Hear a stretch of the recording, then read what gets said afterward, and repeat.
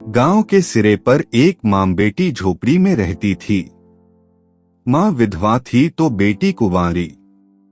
घर में और कोई आदमी न था।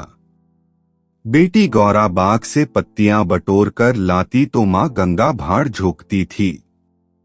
इससे सेर भर अनाज मिल जाता तो दोनों खाकर सो पड़ती थी। इसी से उनका गुजर बसर हो रहा था। हर माँ की तरह गौरा की माँ को भी हमेशा यही चिंता रहती थी कि किसी तरह उसकी बेटी की सगाई हो जाए। पति के मर जाने के बाद गंगा ने कभी दूसरा घर नहीं बसाया, न ही कोई रोजगार शुरू किया था।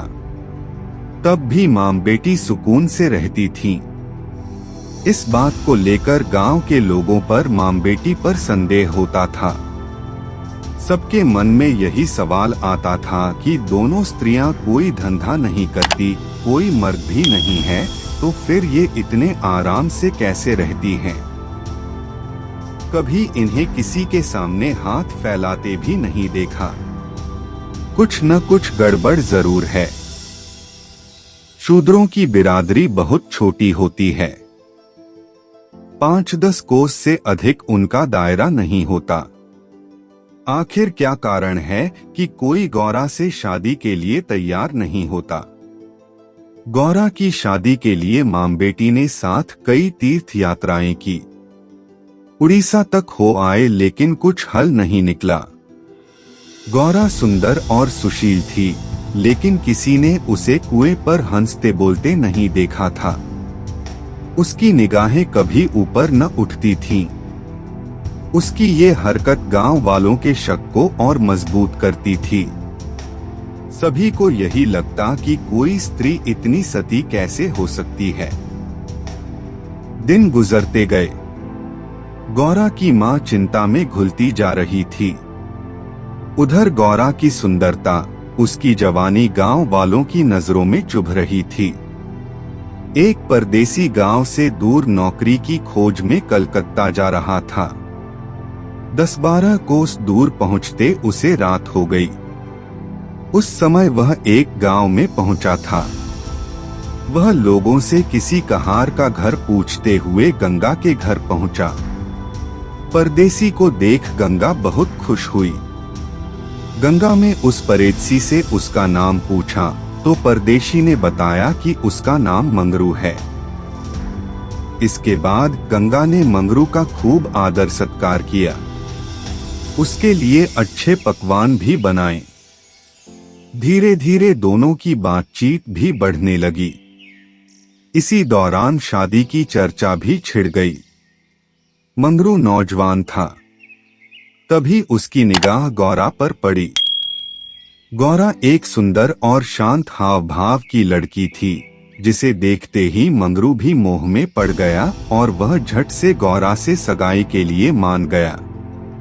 उसने 2-4 गहने खरीदे और कपड़े उधार लेकर सगाई कर ली। गंगा बेटी दामाद को अपनी नजरों से दूर नहीं करना चाहती थी, इसलिए दोनों गंगा के साथ ही रहने लगे। 10-15 दिन भी नहीं बीते थे कि मंगरू के कानों में कई तरह की बातें पड़ने लगी। बिरादरी के अलावा दूसरी जाति के लोग भी कई तरह की बातें बनाने लगे। मंगरू इन अटकलों से परेशान हो गया था, लेकिन वह गौरा को छोड़ना भी नहीं चाहता था।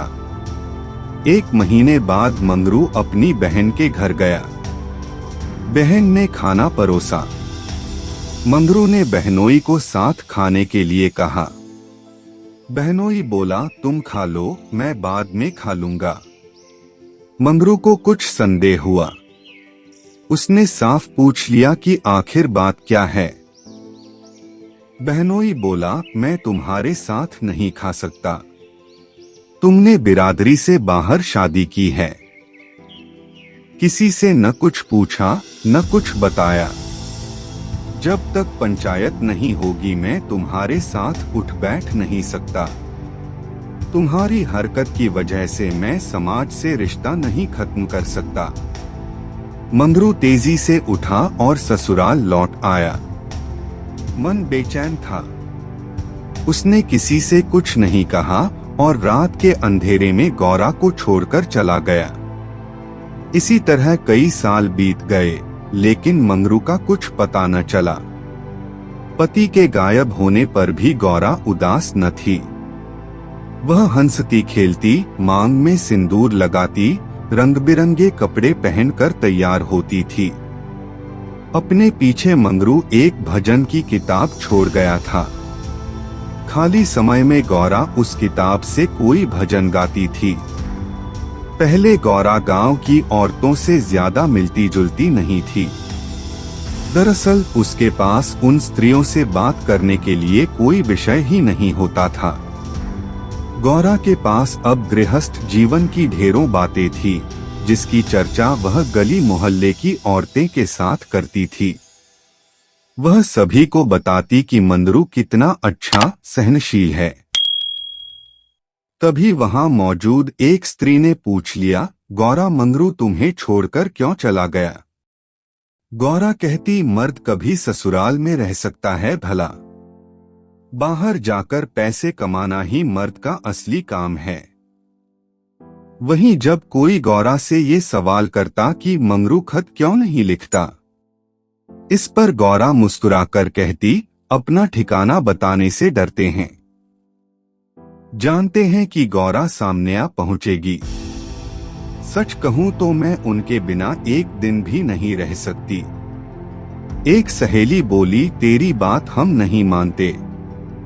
जरूर मंगरू और तेरी लड़ाई हुई होगी, तभी इसी तरह बिना बताए वह तुझे छोड़कर चला गया।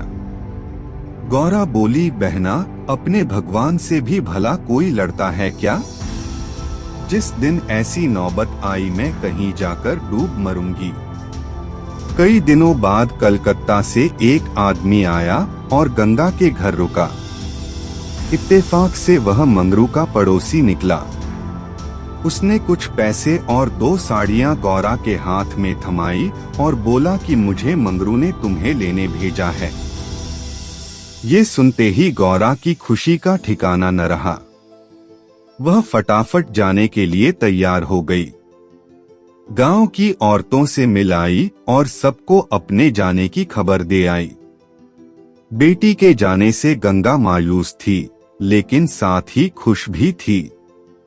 रास्ते भर गौरा के मन में हजारों अच्छे बुरे ख्याल आते रहे।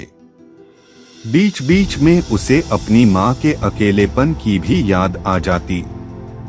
डर सताता कि बेचारी अम्मा अकेले कैसे रहेगी, सारा काम अकेले करना पड़ेगा। बूढ़ी दिन भर रोती रहेगी। इसी उधेड़बुन में रास्ता कट गया। लगभग 3 दिनों बाद गाड़ी कलकत्ता स्टेशन पहुंची। गौरा का दिल जोर से धड़क रहा था। वह प्लेटफार्म पर उतरकर मंगरू का इंतजार करने लगी। बूढ़ा बोला, मैंने आसपास सभी जगह देख लिया, लेकिन मंगरू तो कहीं दिखाई नहीं दे रहा है। शायद अब तक आया नहीं है। गौरा घबरा गई। तभी बूढ़ा बोला, चलो हम डेरा पर चलते हैं। उसे मालूम न था कि हम कौन सी गाड़ी से आ रहे हैं। ऐसे में भला उसकी राह देखने से कोई फायदा नहीं। गौरा बात मान गई और दोनों तांगे पर सवार होकर चल दिए। यह पहली बार था जब गौरा गांव से बाहर निकली थी। उसकी आंखें इधर उधर चीजों को निहारने में लगी हुई थी। अचानक तांगा एक सुंदर और विशाल भवन के सामने रुका। गौरा उतरी और तेजी से सीढ़ियों के सहारे ऊपर चढ़ने लगी। मंगरू से मिलने की थोड़ी भी देरी उससे बर्दाश्त नहीं हो रही थी।